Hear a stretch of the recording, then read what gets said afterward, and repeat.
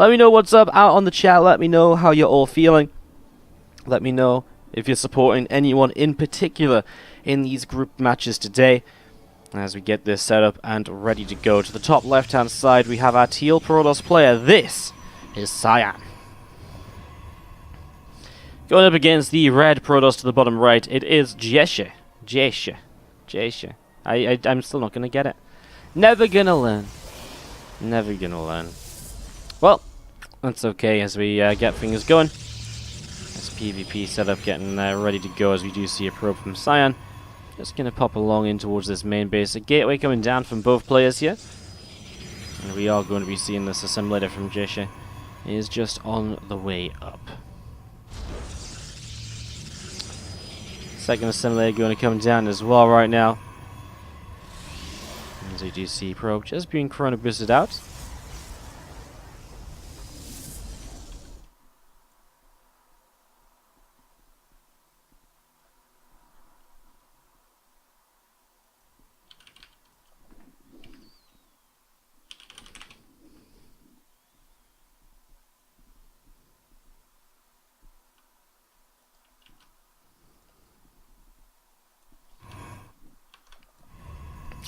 As we get this up, we get this going, a couple of gates coming down on each side of the map. So 2 gateways coming down.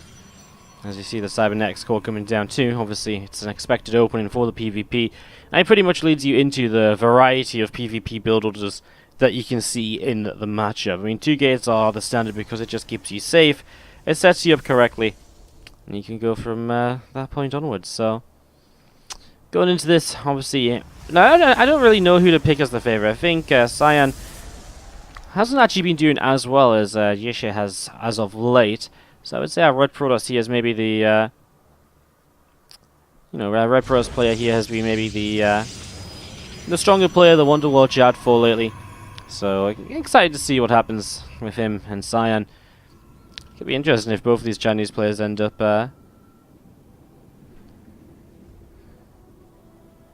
it'd be interesting to see if both these Protoss players are able to move out the group, of course.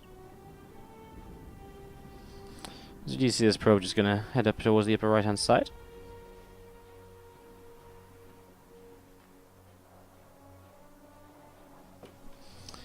Probe just going to hide in the upper right. Stalker going to scatter around from Cyan here as well as that probe. Going to be heading back up towards the top side. Couple of Stalkers set in the center. And we do see the Stargate on the way up, so... Well, there we go from Jieshi. He's just going to be setting up the couple of extra gateways here. So he's going to be going straight in towards the 4 gates. So he's going to be super aggressive in these early stages. As we have 2 Stalkers and 2 Adepts going to be starting to head in towards the upper left-hand side. So they're going to head into the upper left-hand side of the map. 2 Adepts are already going to come forwards and try and help out against these Stalkers, and Cyan's in a little bit of trouble. His shield battery on the low ground isn't ready, so first Stalker will go down. I think he gets a second Stalker kill before the shield battery is ready still, and that's obviously huge here. Phoenix on the way up. I mean, I'm not sure how much that's really going to be able to do to help out, as that shield battery is now going to be very important. But even there's this one Stalker taking a lot of hits, I mean, it's not really putting any damage out, so it's kind of just eating up a lot of the shield battery energy.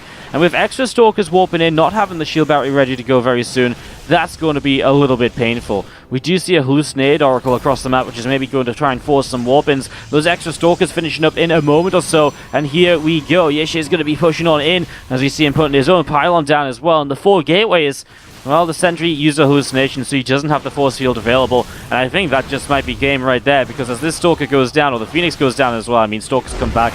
Cyan doesn't have an answer to the 4 gateway play. No force field there initially, and I think the hallucinated Oracle is just a step too far, and that will be that. To party, as we do start to the upper right hand side of the map, our teal Protoss player. You could almost say he's in the Cyan color. It is Cyan. Down a game, let's see if he can bounce back. He did win his first series already. And we have down to the bottom left hand side the red Protoss player, Jieshi. Jieshi. I just feel like I'm putting a really dumb accent on this. Jieshi. It's a red Protoss player on the bottom left hand side. Guys, Namshar forfeited all his matches today. Unfortunately, something came up which he didn't realize when he accepted the invite, and we weren't able to replace him. So there are no Namshar matches happening today. They got cancelled, so apologies for that again. We're still hoping to have a full 5-player group on Monday to give us the full 10 best of 3s. Fingers crossed that works out for us. Cannon rush here from our Red Probes player to start off game number 2. Because why the hell not? Probes are actually going to get up onto the high ground here as another pylon will come down and the cannons will not stop coming. Not just yet. Oh. Send this up and getting ready to go as you see a few probes pulled in, and we are going to be having this probe of Jieshi is getting set to go as we see the cannon is actually getting a couple of kills already, but it's about to be unpowered because this pylon on the low ground will fall. More cannons coming up as we do see probes getting us around, and Jieshi is just going to get away to the side. More cannons on the way up. He needs this probe to stay alive, of course, because he needs more cannons potentially. Because right now this isn't going great. He doesn't actually get a cancel off there either. And oh, that probe doesn't want to go down there because that's where the Zealot is. A lot of cancels, and that is not a good start. Does kill 9 workers though. So it's not like he comes out of this having done nothing at all. He kills 9 workers. There's no warp gate start from Cyan yet, so well, he will take a lead in that. Jieshi does have a, he does have an eco lead at the moment. A couple of Zealots working their way through this pylon, and we are going to be seeing that picked off in a moment or two. And obviously just getting into his first setup right now. He actually steals a gas from Cyan. That's actually kind of cheeky because now it limits what Cyan can do in terms of a follow-up. And we will see 2 Zealots starting to move across the map, which will at least force a cannon defensively at home. These 2 Zealots just having a little bit of consideration as to what they might want to get up to. Probe here, going to be heading back towards the upper right-hand side, and a couple of Zealots working their way through this assimilator. So, a couple of Zealots working their way through the assimilator, and we are going to be seeing this continuing to be sliced away at. This probe right now just moving around as well to see what's up, see what's happening. As that assimilator is again going to be picked off in the next few moments. Bye-bye. So assimilator goes down. And we are going to be seeing Soko on the way out. Nexus from Cyan, I mean, again, with only 1 gas, he's just going to have the minerals to do that. Unless he adds on a bunch of gateways. Looks as though Jieshi is going to be trying and go into this in a few moments' time.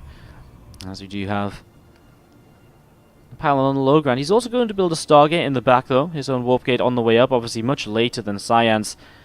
And still holding a 5-worker lead is the one thing that he has going for himself right here.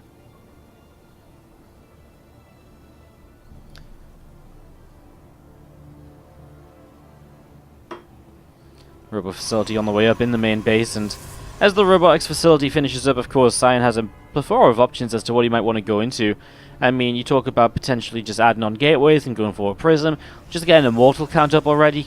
I think any sort of aggressive attack, though, has got to give Cyan some sort of an edge here, right? Because his tech just comes down a little bit faster. He has the warp gate, but then maybe not. I mean, it's not like he has extra gateways already to really make use of that. He is going to make the warp prism, though, so he is going to look to be a bit aggressive. And I have to imagine there has to be some extra gateways added on here by Cyan in the near future, because otherwise, is he? I mean, unless he just goes to pressure across the map with a handful of stalkers, which, in fairness, could do a fairly decent job. I mean, a couple of stalkers, you'd be surprised how much 3 stalkers can do, especially when they're essentially given blink endlessly by the warp prism, if you can, of course, make that sort of sound. Just going to be seeing the probe picked off right there, and we are going to be having Jieshi is going to be heading across the map with this Oracle, heading in towards the main base mineral line, and, well, you know what, no protection at all, and Cyan is in some trouble. His stalkers are in the warp prism, and that's not quite where they want to be at the moment, as we're going to be seeing 5, just 5, gets into the natural, we'll go for 6 and 7, gets there at the end. A little bit of awkward micro on the Oracle, and it still goes down as well, but 7 workers and another Oracle about to show up, and that's a little bit painful, because once again, we're going to be seeing Jieshi is going to be able to keep himself the worker lead. Oh my god, just as he lifts up those stalkers, the next Oracle comes in, 2 worker kills already, into the main, gets 3, 4, 5, and this is starting to be a real disaster, because now there is almost no economy for Cyan in comparison to Jieshi. He's on 22 versus 33 SCV probes, and that's, that's actually 66%, so he's really lacking in terms of the economy. As we do see Phoenix on the way out to help defend, we're going to see extra gateways coming up, and it looks as though Cyan really might be just in a little bit of trouble right now. Observer coming across the map to see what's up. A few stalkers already up in the skies, though. A cannon here. No, that's a pylon. I was really hoping it was a cannon to come in and kill the Observer. Let's see what Cyan tries to do with this warp prism. He's playing 11 workers down, so it always feels like he has to get something done. A couple of sentries will warp in. We're talking about 7 stalkers and 2 sentries against 5 stalkers and 4 phoenix. Make that 8 stalkers on the side of Cyan. Well, the Phoenix obviously going to be very important here. There's a shield battery defensively too. Lifts up one of the sentries with energy on it, so the second force field never comes down. Sentries die pretty quick. Phoenix go after the prism, so there's no reinforcements. And now the Phoenix will just lift up some stalkers as well. And this is a very one-sided fight, as we do see our red Protoss pushing on through. And Cyan is in so much trouble as he pulls on away. There's absolutely nothing he can do right now. He is walking himself into a bit of a disaster. Well, walking. He's already walked. He's trying to get out of it right now. Phoenix getting a bit of energy back means he will be able to come in and, well, stop the Stalkers from moving for a little bit. They turn to try and fight. It's not enough, and that's a very quick PvP to wrap up our second series of the day. Apparently, we're speedrunning our way through this Group A of the WardiTV Are You Ready for Summer Tournament? And it is Jieshi who has gone 2-0 against